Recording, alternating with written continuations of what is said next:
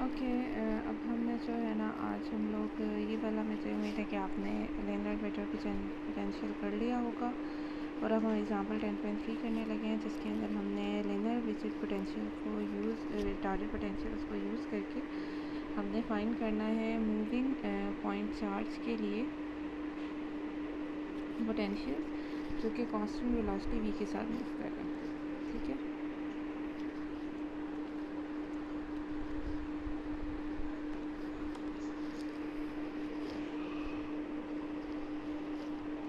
Okay. सबसे पहले convenience के लिए इन्होंने क्या किया कि जो रिटार्डेड पोटेंशियल है उसको हमने जो है वो उसका जो टाइम है रिटार्डेड टाइम जो है वो टी आर जो है वो ज़ीरो ले लिया। मतलब ये कि आपके पास जो चार्ज पार्टिकल है वो ऑरिजिन से पास कर रहा है एट रिटार्डेड टाइम। ठीक है, तो जैसे आपको पता है कि डब्ल्यू टी आर जो है वो आपके पास जैसे हमने ऊपर जो ट्रेजेक्ट्री के लिए देखा था पार्टिकल की ट्रेजेक्ट्री के लिए, तो हमने डब्ल्यू टी आर की वैल्यू को हमने क्या लिया था, जैसे मैं आपको दिखा देती हूँ।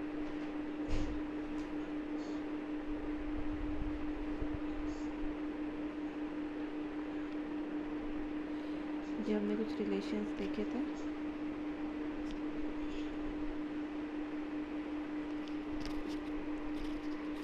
ठीक है,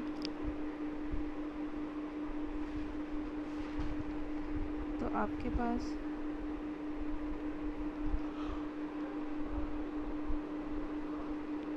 इस एग्जांपल के अंदर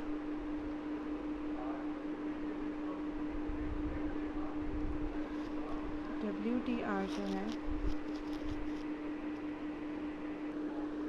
अब हमारे पास जो डब्ल्यू है वो आपके पास जो है वो वी टी के लिए हम ले लेते हैं, वी टी के बराबर ले लेते हैं, जबकि वी हमारे पास कांस्टेंट वेक्टर है।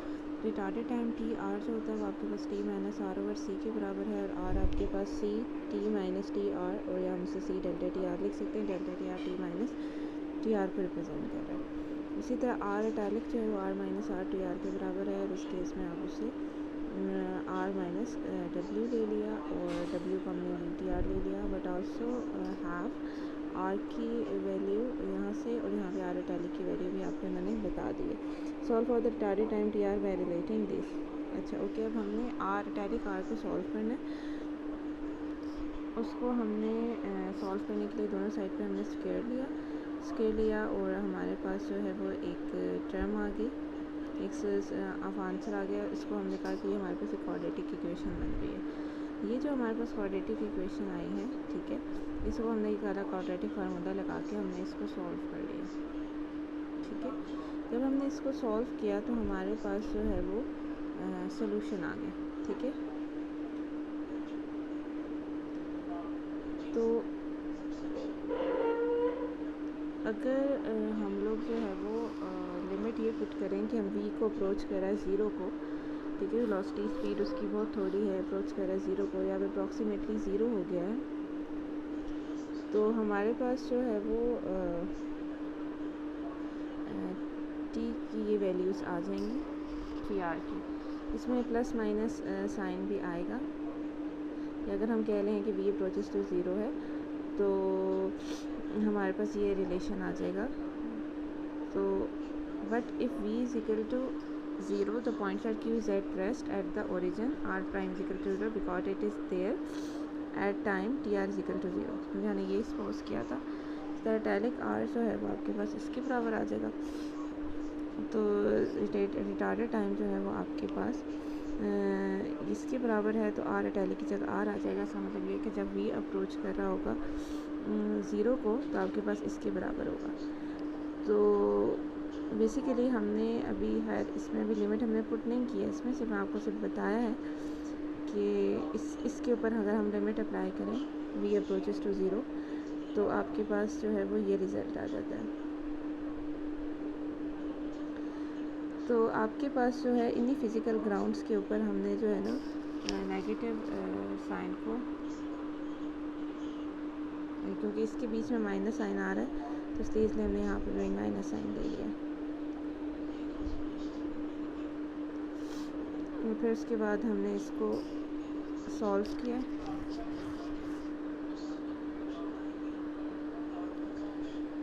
अब हमने अगला फर्दर क्या किया कि आर इटैलिक लिखा और फिर उसके बाद हमने आर हैट लिखा और फिर उसके बाद हमने ये क्वांटिटी ये वाली जो है वो ये वाली सॉल्व की। इसके लिए हमने आर इटैलिक की वैल्यू पुट की और आर हैट की जो वैल्यू है वो हमने पुट की एंड कुछ बेसिक सा मैथ हमने सॉल्व किया तो हमारे पास ये रिलेशन आ गया। Then answer the retarded time T r from the expression this, ये जो हमारे पास ये एक्सप्रेशन है ये वाला, तो we insert the retarded time t r from the expression this above with the minus sign, तो माइनस साइन के साथ हमने ये एक्सप्रेशन लिया और फिर उसके बाद हमने इस रिटार्डेड टाइम को जहाँ जहाँ हमारे पास टाइम का एक्सप्रेशन है वहाँ वहाँ हमने इसे पुट कर लिया। तो हमारे पास ये लेन विचेट पोटेंशियल आ गए पॉइंट चार्ज के लिए जो टाइम डिपेंडेंट वेलोसिटी के लिए, कि मतलब अगर उनकी वो किसी वेलोसिटी से मूव करें तो उसके लिए जो विचेट पोटेंशियल्स होंगे वो इसके बराबर होंगे।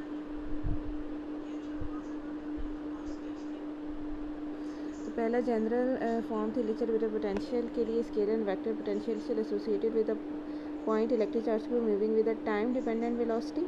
पहले वाले जो हैं वो टाइम डिपेंडेंट वेलोसिटी वाले हैं और जो the linear Wiechert potential scalar and vector potential associated points are moving constant velocity.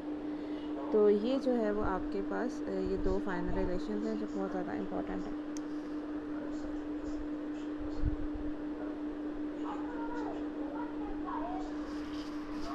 Okay, अब हमारा इस केस में तो जो अगला टॉपिक है वो है हमारे पास the electromagnetic field associated with the moving point charge. कि हमारे पास जो मूविंग पॉइंट चार्ज है उसके साथ जो इलेक्ट्रोमैग्नेटिक फील्ड है एसोसिएटेड वो आपके पास क्या है।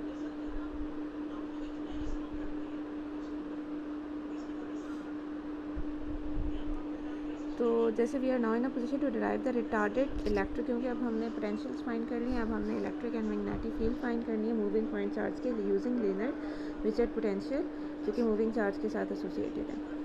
तो हमने जो आपके पास लीनियर विचेट पोटेंशियल्स जो हैं कैलकुलेट किए हैं वो उनके एक्सप्रेशंस जो हैं वो हमने यहाँ पे लिख दिए हैं। अब आपके पास जो और फिर इनको बीटा की फॉर्म में भी लिख दिया है, ठीक है, और एक दूसरे के साथ इनका रिलेशन कि ए और बी आपस में कैसे लिंक हैं वो भी इन्होंने लिख दिया और सारे फैक्टर रिटार्डेड टाइम भी लिख दिया है, रिटार्डेड फैक्टर भी लिख दिया है।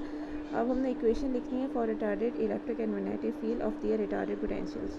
तो ऑब्वियसली इनको पहले हमने इलेक्ट्रिक एंड मैग्नेटिक फील्ड की जो इक्वेशंस हैं इनको in term of retarded potentials लिख के फिर उसके बाद हमने क्या किया कि कुछ और पैरामीटर्स जो कि हमारे पास हैं उनको लिखा। Again the differentiation has various subplaces associated with it because R italic जो है उसको हमने ऐसे लिख दिया और वी जो है रिटार्डेड टाइम उसका एक्सप्रेशन इन्होंने यहाँ पे लिख दिया both quantity are related at the retarded time, क्योंकि इसको हमने आगे यूज़ करना है। फिर आर इटैलिक जो है उसका जो मैग्नीट्यूड है वो इन्होंने लिख दिया, both r is a function of both r and time.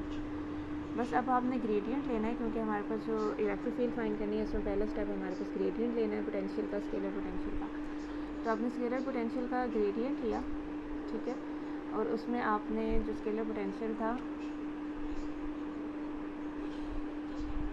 उसके अंदर आपने सारी वैल्यूज़ पुट कर ली। अब आपने क्या किया कि उसके ऊपर आपने पहले आप देखें तो आर को इन्होंने अंदर जो है वो मल्टीप्लाई किया इस वाले स्टेप में, और यहाँ पे फिर जब आर डॉट के साथ आर हेड के साथ मल्टीप्लाई हुआ है आर मैग्नीट्यूड तो उसने आपको आर वेक्टर दे दिया।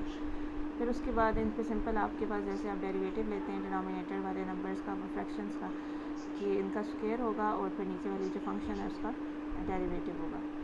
अगेन ये बार बार ये आर की वैल्यू लिखी, फिर इस आर का ग्रेडियंट जो है वो इसके बराबर आएगा क्योंकि आपके पास जो है वो सी और टी जो है वो कांस्टेंट है, तो आपके पास सिर्फ टाइम चेंज नहीं हो रही तो आपके पास इसका ग्रेडियंट आ गया।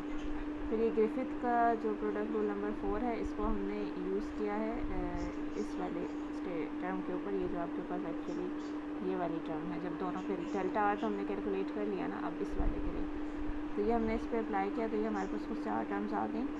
फिर उसके बाद हमारे पास जो फर्स्ट टर्म है फिर उसको उन्होंने एक्सपैंड किया है। ये थोड़ा लेंथी सा मैथ है इसका। तो फर्स्ट टर्म को एक्सपैंड किया है तो उसमें आपके पास आर है और साथ उसका डाइवर्जेंस है। डॉट देखें, आर की वैल्यू आर का एक्स वाई जी कंपोनेंट और डाइवर्जेंस का एक्स वाई जी कंपोनेंट। फिर उसके बाद इन्होंने क्या किया है कि पार्शियल ओवर पार्शियल एक्स, अब वी के ऊपर क्योंकि ये अप्लाई हो रहा है तो वी जो है वो टी आर का फंक्शन है। तो यहाँ पे चेन रूल अप्लाई हो गया कि पहले बी को टी के आर के साथ रिस्पेक्ट से डिफरेंशिएट किया, दैन फिर टी आर को एक्स के रिस्पेक्ट से। इस तरह से आपके पास एक रिलेशन बन गया।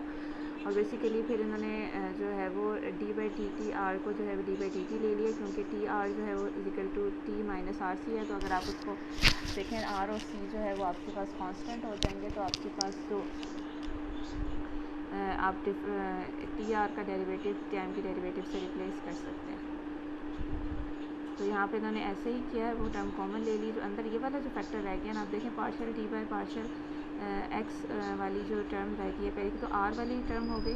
ठीक है, पहले तो ये d v by t t आपको इसने एक्सेलरेशन दे दी और दूसरी आर वाली टर्म है और उसका ग्रेडियंट हो रहा है टी आर के साथ। ठीक है, तो ये आपके पास इन्होंने आगे लिख दिया कि एक्चुअली इसके बराबर है एक्सेलरेशन आपके पास चार्ज पार्टिकल की at a retarded time T R. ठीक है, फिर अब इन्होंने सेकेंड टर्म को सॉल्व करना शुरू किया है।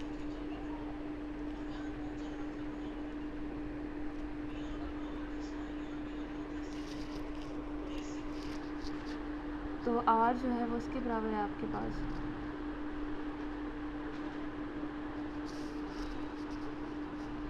और यहाँ पे आपने जो है वो जो टर्म थी हमारे पास जो थी वी का डायवर्शन ऑफ आर, वही यहाँ पे आर इटैलिक की वैल्यू पुट की है। फिर दोनों पे अलग-अलग टर्म्स हैं। फिर पहले 2a टर्म फाइनली सॉल्व किया इन्होंने, फिर 2b टर्म सॉल्व करें। 2a टर्म करने के लिए वही तरीका अप्लाई किया जो मैंने देखा है। अब देखें आपके पास यहाँ पे आर जो है उसकी वैल्यू को पुट किया है एंड देन फिर उसके बाद ये पूरी इक्वेशन सॉल्व की है। इस तरह 2b टर्म है, इसमें भी सेम यही वाला मेथड है। आपके पास जो है वो v के कंपोनेंट्स हैं, फिर डाइवर्जेंस है और फिर w है और फिर w के ऊपर जब डाइवर्जेंस अप्लाई हुई है तो उस पर चेन रूल लगा है तो आपके पास ये टर्म्स आ गए। ठीक है, तो इनको सॉल्व कर लें तो आपके पास ये दोनों टर्म्स जो हैं आपके पास सॉल्व होके आ जाएंगे। तो ये जो है इस वाले की फ़ाइनल फॉर्म आपके पास आ गई, ये वाली, या इस वाले की फाइनल फॉर्म ये आ गई। जैसे ऊपर आपके पास इस वाली की आपके पास फाइनल फॉर्म जो है या इसकी फाइनल फॉर्म जो है आपके पास ये आई थी। इसी तरह यहाँ पे थर्ड टर्म को सॉल्व किया गया है। फिर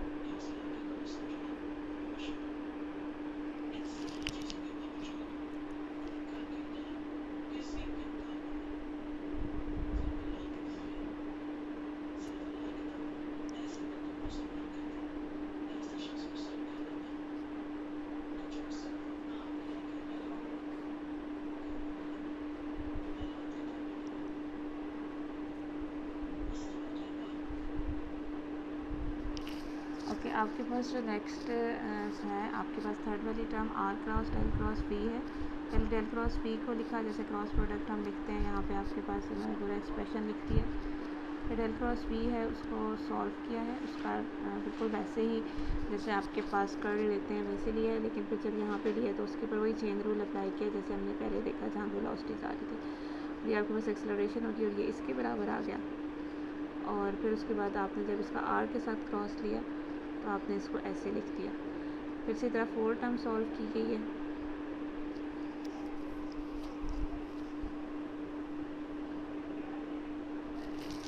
तो 4 टर्म है उसमें v cross del cross r है। अगेन ये सारे एक्सप्रेशन मैंने आपको बताए हुए हैं। इसमें आर की वैल्यू क्या ली है और of course because r is position vector of field point observer p r is a constant vector और उसका कर्ल जो है ऑब्वियसली वो 0 ही होगा।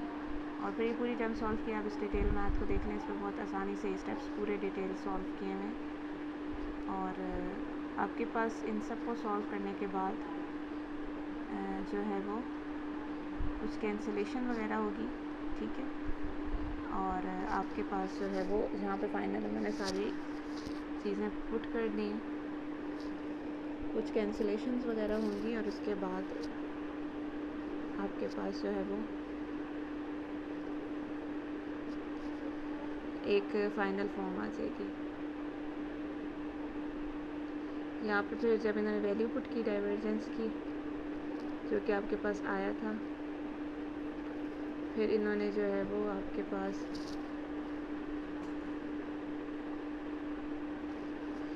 वैल्यू पुट करने के बाद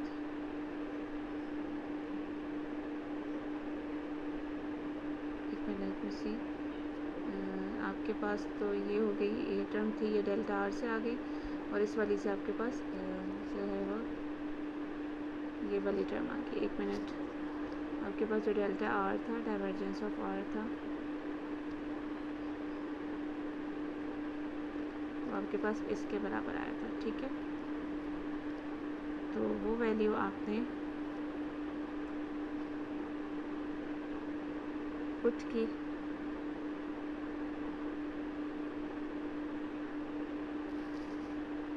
और आपके पास सॉरी फाइनल जो आपके पास फॉर्म आई है,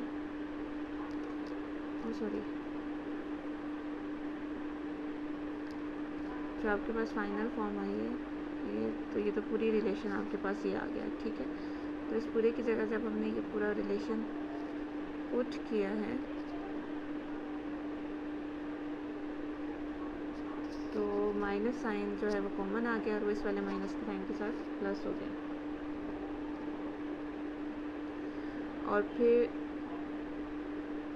ये सी डेल्टा टी आर वाली टर्म को ब्रैकेट में रख लिया, यहाँ पे जो स्टेप हुआ है, और जो V delta T R by C है उसको बाहर निकाल दिया, ठीक है। ये वाली टर्म जो यहाँ थी ये बाहर निकाल दी, और जो ये वाली टर्म है इसको ब्रैकेट सी से मल्टीप्लाई और डिवाइड करके ब्रैकेट के अंदर ले गए, ताकि डेल्टा टी आर, क्योंकि जो है वो डेल्टा टी आर जो है वो कॉमन लेना है, इस टर्म के साथ भी आ रहा है और इस वाले टर्म के साथ भी आ रहा है। तो सी से मल्टीप्लाई डिवाइड करके उसके अंदर ले गए, तो ऑब्वियसली सी स्क्वायर हो जाएगा और बाहर एक 1/c आ जाएगा। तो डेल्टा टी आर आपके पास यहाँ पे क्या है, तो उसको आप सॉल्व करें। उसके लिए टी आर की वैल्यू लिखी, फिर इटैलिक आर की वैल्यू लिखी, और हमने डेल्टा आर तो ऑलरेडी फाइंड किया हुआ है, और आर आपको पता है मैग्नीट्यूड होता है। तो वो आपने जो है इसको सॉल्व किया, पहले डेल्टा आर सॉल्व किया, और उसके लिए फिर अगेन जो है काफ़ी लंबा जो है वो प्रोडक्ट रूल अप्लाई किया। प्रोडक्ट रूल अप्लाई करने के बाद उसका जो रिज़ल्ट आया वो लिख लिया हमने।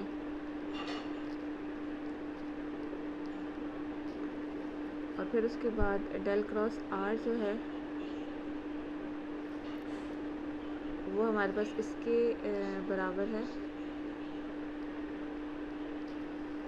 और ये हमने ऊपर सॉल्व किया है। डेल क्रॉस आर इसके बराबर कैसे है, ऊपर सॉल्व किया है, उसको आप देख लें। तो डेल क्रॉस इसके बराबर है, तो r plus del cross r इसके बराबर आ जाएगा। तो बेसिकली हमारा जो काम है वो हमारे पास एक तो देखिए डिफरेंट टर्म्स इसकी जो अंदर आ रही हैं वो हमने फाइंड करना है।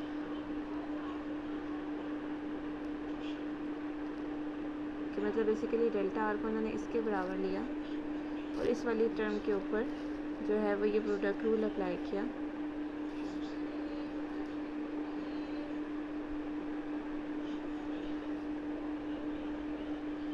तो जब प्रोडक्ट रूल अप्लाई किया तो आपके पास ये वाली टर्म्स आई। इन टर्म्स में आपने ये वाली टर्म को ऐसे फाइंड कर लिया, और इस वाले को फाइंड करा इधर से। तो ये सारे स्टेप्स करने के बाद फिर आपके पास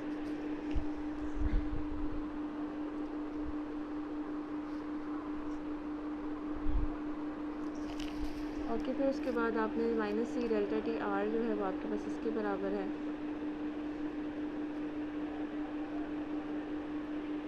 क्योंकि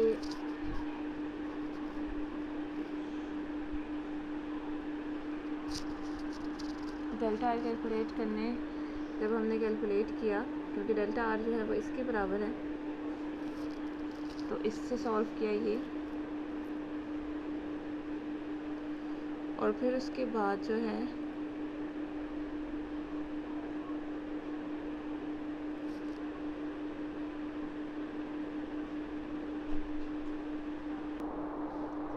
फिर उसके बाद हमारे पास माइनस सी डेल्टा टी आर जो है, जो कि आपके पास ग्रेडियंट ऑफ आर के बराबर था, उसके लिए तो हमने पूरा सॉल्व टेबल लिखा। और उसके बाद जो फर्स्ट टर्म है उसको मज़ीद एक्सपैंड किया। ये B A C A B rule है, और जिसमें आपके पास अगर ट्रिपल आपके पास क्रॉस हो, मतलब ट्रिपल क्रॉस नहीं, मतलब डबल क्रॉस हो आपके पास, ए क्रॉस बी क्रॉस सी की टाइप की अगर आपके पास टर्म हो, तो आपके पास उसको आप B A C minus C A B rule से एक्सपैंड कर सकते हैं। मतलब पहली टर्म को ए कह दें, दूसरी को बी ए, तीसरी को सी कह दें। तो फिर उसके बाद आप उसको इस तरह की फॉर्म में लिख सकते हैं जैसे इन्होंने लिखा हुआ।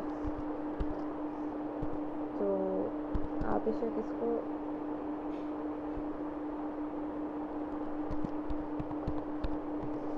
सर्च भी कर लें, पीछे भी आपके पास एंड पे लिखा होगा। फिर इसको मज़ीद सिंप्लीफाई, कैंसिल हो गई कुछ टर्म, तो आपके पास कुछ टर्म्स कैंसिल होने के बाद आपके पास हमने डेल्टा टी आर के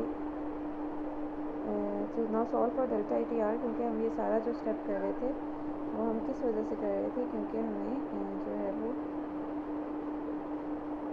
ये वाली टर्म जो है वो चाहिए थी। ठीक है, तो हमने उसके लिए इसको सॉल्व करना है। तो इसमें आप इसको इस साइड पे लेके आएँ और इसमें से डेल्टा टी आर कॉमन ले लें।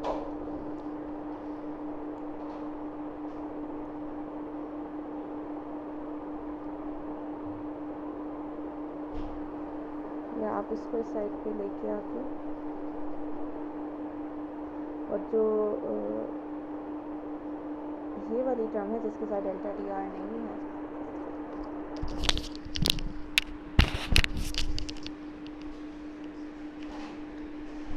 इसको ऐसे ही रहने दें।